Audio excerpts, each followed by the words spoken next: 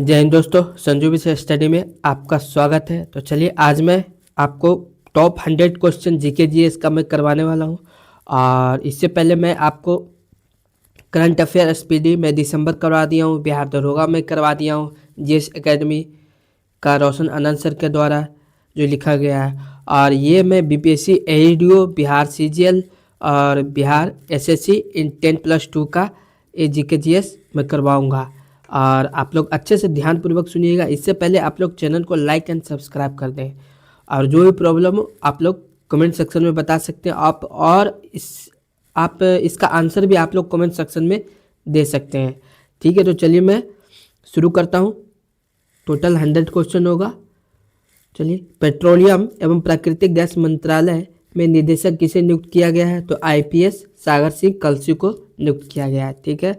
Question 2, वर्तमान में petroleum एवं प्राकृतिक गैस मंत्री कौन है? तो श्री हरदीप सिंह पुरी हैं। ठीक है। सशस्त्र सीमा बल एसएसबी के नए महानिदेशक कौन बने हैं? तो अमृत मोहन प्रसाद बने हैं। भारत के नए वित्त सचिव के रूप में किसे नियुक्त किया गया है? तो तुहिन कांता पांडे को नियुक्त किया गया है। ठीक है। आगे, भारतीय वायुसेना के नए प्रमुख कौन बने हैं? तो अमरप्रीत सिंह बने हैं। ठीक है। चलिए आगे, लोक लेखा समिति पीएससी के नए अध्यक्ष कौन है? तो केसी वेणुगोपाल हैं। ठीक है। संघ लोक सेवा आयोग यूपीएससी की नई अध्यक्ष किसे बनाया गया है? तो प्रीति सूदन को बनाया गया है। ठीक है। राज्य विशेष और राष्ट्रीय घटनाक्रम। चलिए, अब 7 क्वेश्चन था करंट अफेयर से, अब नया टॉपिक आ गया है।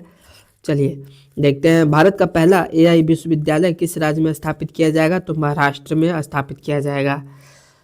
ठीक है। चलिए आगे देखते हैं, महाराष्ट्र में स्थापित होने वाले पहले एआई विश्वविद्यालय का मुख्य उद्देश्य क्या है? तो यह एआई और संबंधित क्षेत्रों में अनुसंधान और विकास को बढ़ावा देना। ठीक है। महाराष्ट्र की राजधानी क्या है? तो मुंबई है। डेटा के अनुसार महाराष्ट्र के राज्यपाल कौन है? तो सीपी राधाकृष्णन है। ठीक है। डेटा के अनुसार महाराष्ट्र के मुख्यमंत्री कौन है? तो महाराष्ट्र के मुख्यमंत्री कौन है? तो देवेंद्र फडणवीस है। ठीक है। महाराष्ट्र राज्य की स्थापना कब हुई थी? तो 1 मई 1960 को हुई थी। महाराष्ट्र राज्य का वृक्ष क्या है? तो आम है। चलिए आगे, एलोरा की गुफाएं महाराष्ट्र के किस जिले में स्थित है? तो यह औरंगाबाद में स्थित है। ठीक है। महाराष्ट्र का प्रमुख लोक नृत्य कौन सा है? तो यह लावनी और तमाशा है। ठीक है। महाराष्ट्र के प्रमुख त्यौहार कौन से हैं? तो गुड़ी पड़वा और पोला त्यौहार है।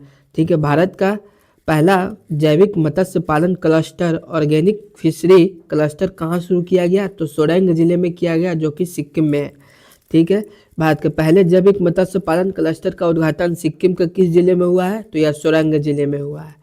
ठीक है। चलिए आगे देखते हैं, भारत का पहला बाल कैंसर अस्पताल कहाँ बनाया गया? तो पटना में बनाया गया, जो कि बिहार में है। भारत की पहली स्वदेशी बुलेट ट्रेन का निर्माण किसके द्वारा किया जा रहा है? तो यह बीईएमएल के द्वारा किया जा रहा है। पुरस्कार और सौंदर्य प्रतियोगिताएं।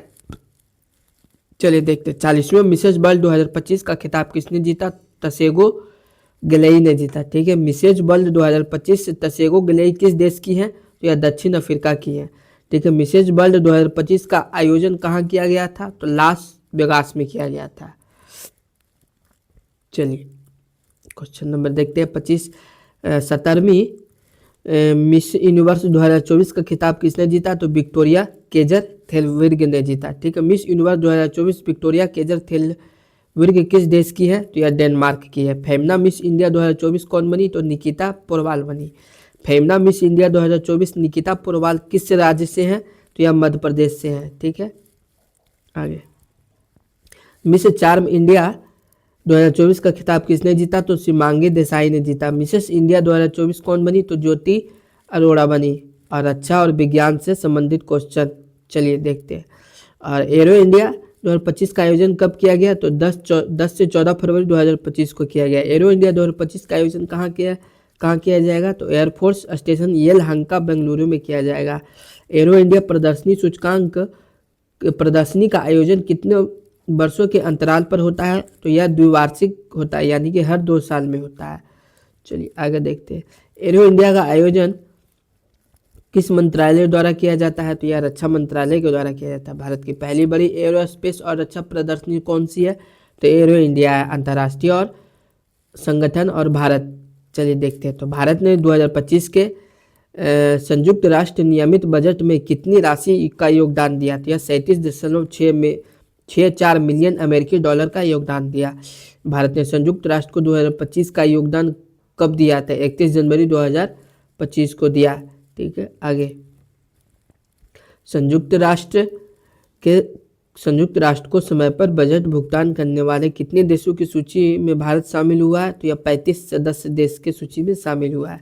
संयुक्त राष्ट्र यूएन की स्थापना कब हुई? तो 24 अक्टूबर 1945 को हुई। संयुक्त राष्ट्र का मुख्यालय कहाँ स्थित है? तो न्यूयॉर्क में। संयुक्त राष्ट्र अमेरिका में। संयुक्त राष्ट्र के वर्तमान महासचिव कौन है? तो एंटोनियो गुटेरस है। ठीक है। संयुक्त राष्ट्र महासभा के अध्यक्ष कौन है? तो फिलेमोन यांग है। ठीक है। अब महत्वपूर्ण दिवस देखते हैं और थीम। चलिए आगे। महिला जननांग विकृति FGM के खिलाफ शून्य सहिष्णुता अंतर्राष्ट्रीय दिवस कब मनाया जाता है? तो यह 6 फरवरी को मनाया जाता है। वर्ष 2025 में FGM दिवस का विषय थीम का क्या था? तो गति बढ़ाएं, स्टेप अप द पेस। महिला जननांग विकृति FGM प्रथा में क्या शामिल है? तो यह महिला शामिल है। ठीक है। जननांगों को आंशिक या पूर्ण रूप से हटाना गैर चिकित्सकीय कारणों से है। ठीक है, आगे। विश्व आर्द्र भूमि दिवस वर्ल्ड वेटलैंड डे कब मनाया जाता है? तो यह 2 फरवरी को मनाया जाता है। ठीक है, चलिए आगे देखते हैं। क्वेश्चन नंबर 47 क्या कहता है? विश्व कैंसर दिवस यानी वर्ल्ड कैंसर डे कब मनाया जाता है? तो 4 फरवरी को मनाया जाता है। दिए गए डाटा के अनुसार राष्ट्रीय महिला दिवस कब मनाया जाता है? तो 31 जनवरी को मनाया जाता है। चुनाव आयोग और पहल। तो चंद्रयान से चुनाव तक नामक पहल किस आयोग ने शुरू की? तो भारत निर्वाचन आयोग ने शुरू की, जिसे ECI कहते हैं। ठीक है। चंद्रयान से चुनाव तक पहल का उद्देश्य क्या है? तो मतदाता जागरूकता और भागीदारी बढ़ाना। ठीक है, आगे। किस स्थान के मतदान केंद्र को अंतरिक्ष थीम यानी स्पेस थीम में बदला गया? तो विकासपुरी पश्चिम दिल्ली में बदला गया। भारत निर्वाचन आयोग ECI की स्थापना कब हुई थी? या 25 जनवरी 1950 को हुई थी। भारत निर्वाचन आयोग का मुख्यालय कहाँ है? तो यह नई दिल्ली में है। ठीक है। वर्तमान मुख्य निर्वाचन आयुक्त कौन है? तो ये ज्ञानेश कुमार है। ठीक है। वर्तमान में अन्य चुनाव आयुक्त कौन है? तो विवेक जोशी और सुखबीर संधू है। ठीक है, आगे। भारत के पहले मुख्य निर्वाचन आयुक्त कौन थे? तो यह सुकुमार सेन थे। योजनाएं और अभियान, स्कीम एंड कंपनीज। ठीक है, कैंपेनिंग। तो वाटरशेड यात्रा की शुरुआत कब की गई? तो 5 फरवरी 2025 को की गई। वाटरशेड यात्रा का शुभारंभ किसने किया? तो केंद्रीय ग्रामीण विकास मंत्री शिवराज सिंह चौहान ने किया। वाटरशेड यात्रा किस मोड में शुरू की गई? तो हाइब्रिड मोड में शुरू की गई। वाटरशेड यात्रा पहल का विषय थीम क्या है? तो जल लाए धन धान्य। ठीक है, अंतर्राष्ट्रीय भू राजनीति। चलिए अब अंतर्राष्ट्रीय भू राजनीति टॉपिक देखते हैं क्या कहता है। तो क्वेश्चन नंबर 61, किस अमेरिकी राष्ट्रपति ने संयुक्त राष्ट्र मानवाधिकार परिषद यानी UNHRC से बाहर निकलने के आदेश पर हस्ताक्षर किए हैं? तो यह डोनाल्ड ट्रंप ने किए हैं। ठीक है, अमेरिका ने फिलिस्तीनी शरणार्थियों के लिए किस एजेंसी को धन भेजना बंद कर दिया गया है? तो UNRWA यानी संयुक्त राष्ट्र राहत और कार्य एजेंसी ने बंद कर दिया गया है। तो चैनल को लाइक एंड सब्सक्राइब करते रहे दोस्तों। अमेरिका ने UNRWA सुविधाओं पर क्या आरोप लगाया गया? तो यह हमास और अन्य आतंकवादी समूहों द्वारा हथियार रखने और सुरंग बनाने का इस्तेमाल के लिए आरोप लगाया गया है। आगे संयुक्त राज्य अमेरिका की राजधानी क्या है? तो वाशिंगटन DC है। ठीक है, और संयुक्त राज्य अमेरिका की मुद्रा क्या है? तो यह अमेरिकी डॉलर है। ठीक है, संयुक्त राज्य अमेरिका किस महाद्वीप में स्थित है? तो यह उत्तरी अमेरिका में स्थित है। विविध और अभ्यास प्रश्न। ठीक है, चलिए विश्लेषण देखते हैं। तो जल लाए धन धान्य नारा किस अभियान से संबंधित है? तो वाटरशेड यात्रा से संबंधित है। ठीक है, BEML का संबंध किस प्रोजेक्ट से बताया गया है? यह स्वदेशी बुलेट ट्रेन से बताया गया है। आगे बिहार के किस शहर में भारत का पहला बाल कैंसर स्थित है? तो यह पटना में। स्टेप अप द पेस 2025 में किस दिवस की थीम है? तो महिला जननांग विकृति के खिलाफ अंतर्राष्ट्रीय दिवस है। FGM दिवस 2025 की तारीख क्या है? तो 6 फरवरी 2025 है। ठीक है। यूएनएचआरसी का पूर्ण रूप क्या है? तो संयुक्त राष्ट्र मानवाधिकार परिषद है। यूएनआरडब्ल्यू का संबंध मुख्य रूप से किन शरणार्थियों से है? तो फिलिस्तीनी शरणार्थी से है। ठीक है। आगे, भारत का arrow space show arrow India कहाँ आयोजित होता है? तो यह बेंगलुरु में होता है। एरो इंडिया शो किस एयरफोर्स स्टेशन पर होता है? तो यह येलहंका में होता है। ठीक है। निकिता पोरवाल का संबंध किस राज्य से है? तो यह मध्य प्रदेश से है। चलिए आगे देखते हैं क्वेश्चन नंबर 77। क्वेश्चन 40वें मिसेज वर्ल्ड के ग्रैंड फिनाले में किसने इतिहास रचा? तो तसेगे गिलई ने रचा। ठीक है। भारत ने यूएन बजट में अपनी प्रतिबद्धता कब जाहिर की? तो 31 जनवरी 2025 को जारी की। 24 अक्टूबर 2045 को किसकी स्थापना हुई? तो संयुक्त राष्ट्र यूएन को हुई। ठीक है। एंटोनियो गुटेरस किस संगठन के महासचिव है? तो संयुक्त राष्ट्र के। महाराष्ट्र के औरंगाबाद में कौन सी प्रसिद्ध गुफाएं हैं? तो एलोरा की गुफाएं हैं। ठीक है। आप लोग अच्छे से ध्यानपूर्वक सुनिए, ऐसे 2-3 बार देखिए, याद हो जाएगा। और VVI क्वेश्चन है, लावनी किस राज्य का लोक नृत्य है? तो यह महाराष्ट्र का है। तमाशा किस राज्य की लोक नृत्य है? यह महाराष्ट्र है। गुड़ी पड़वा किस राज्य का त्यौहार है? तो यह महाराष्ट्र है। पोला त्यौहार मुख्य रूप से किस राज्य में मनाया जाता है? तो यह महाराष्ट्र में मनाया जाता है। पश्चिम दिल्ली के किस क्षेत्र में अंतरिक्ष थीम वाला मतदान केंद्र बनाया गया? तो विकासपुरी में बनाया गया। ठीक है। भारत के चुनाव आयुक्तों में विवेक जोशी के अलावा और कौन शामिल हुए? तो सुखबीर संधू हुए शामिल। ठीक है। आगे, 25 जनवरी 1950 को किस संवैधानिक संस्था की स्थापना हुई? तो भारत निर्वाचन आयोग की स्थापना हुई। शिवराज सिंह चौहान वर्तमान में किस मंत्रालय के मंत्री हैं? तो यह केंद्रीय ग्रामीण विकास मंत्रालय के मंत्री हैं। वाटरशेड यात्रा का उद्देश्य क्या है? तो जल संरक्षण और जागरूकता। थीम है जल लाए धन धन। ठीक है। डोनाल्ड ट्रंप ने किस कार्यकारी आदेश पर हस्ताक्षर किए हैं? तो यूएनएचआरसी से बाहर निकलने के लिए। चलिए आगे,